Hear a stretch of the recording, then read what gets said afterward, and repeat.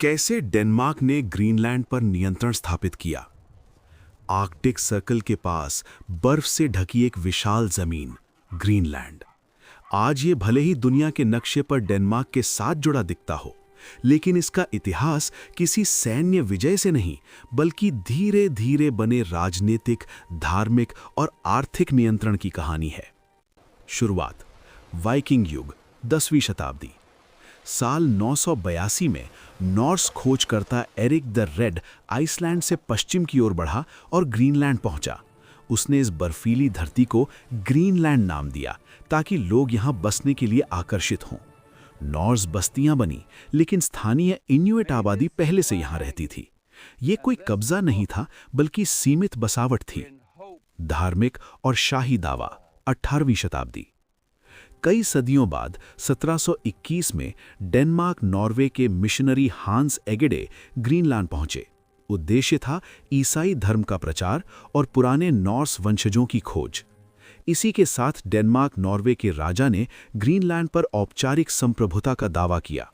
यहीं से ग्रीनलैंड पर डेनमार्क का प्रभाव मजबूत होना शुरू हुआ। चर्च, व्यापार चौकियां और प्रशासनिक नियंत्रण।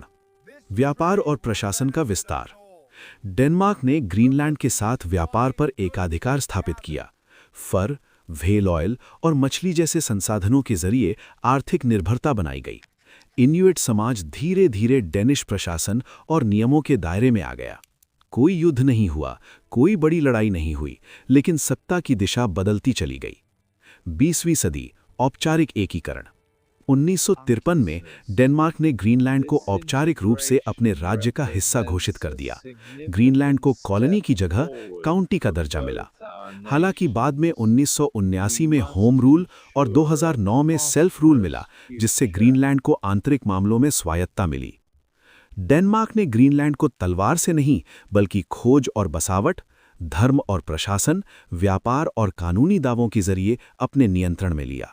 आज भी ग्रीनलैंड तकनीकी रूप से डेनमार्क के अधीन है, लेकिन उसकी पहचान, संस्कृति और भविष्य को लेकर सवाल खुले हैं, खासतौर पर तब जब जलवायु परिवर्तन और आर्कटिक संसाधन दुनिया की बड़ी शक्तियों की नज़र में हैं। ये कहानी बताती है कि हर कब्जा युद्ध से नहीं होता, कभी-कभी इतिहास बहुत शांत तरीके से दिशा बदल देता है।